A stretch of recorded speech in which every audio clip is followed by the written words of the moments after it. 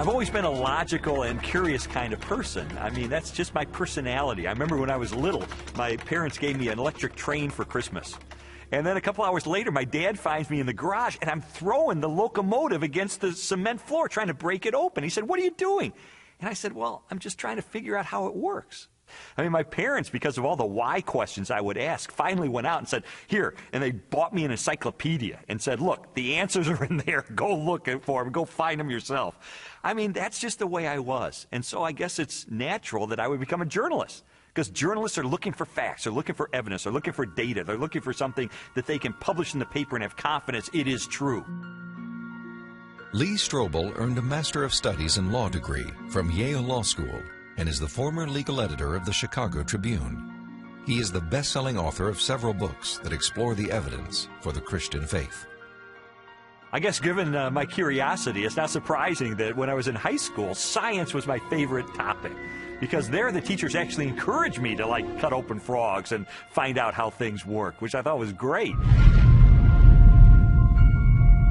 When I was a teenager, I had this deep trust in science, and I think part of it was prompted by the fact that I grew up in post-Sputnik America, where Eisenhower encouraged all young people to delve into science so we could catch up with the Russians.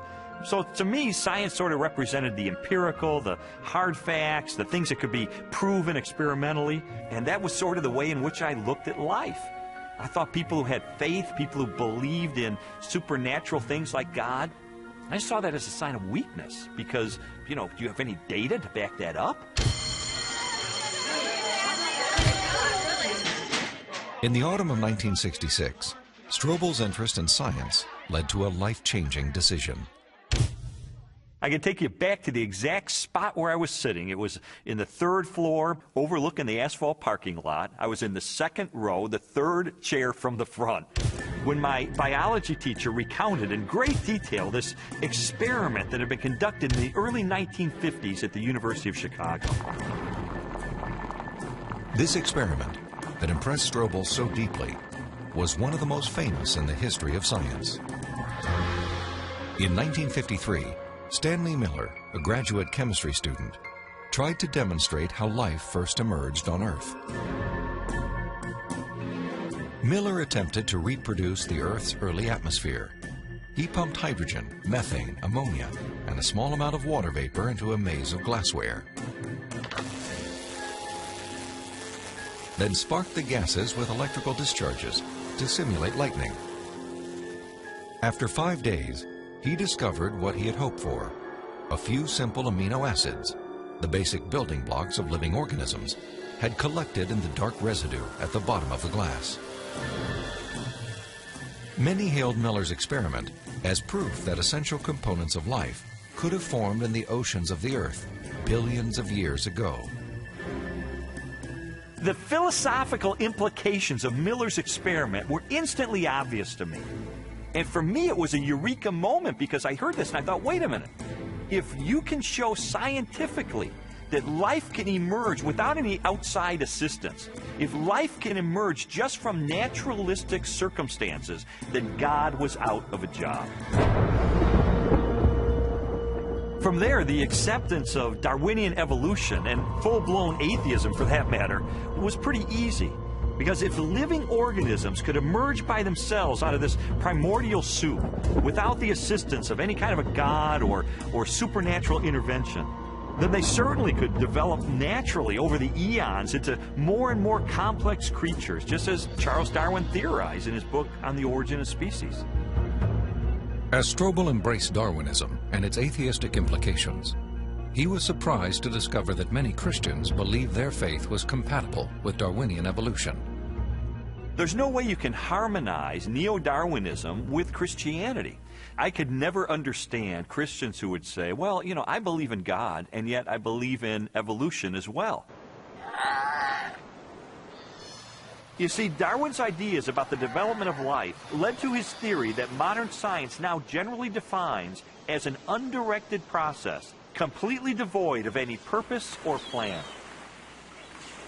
Now, how could God direct an undirected process?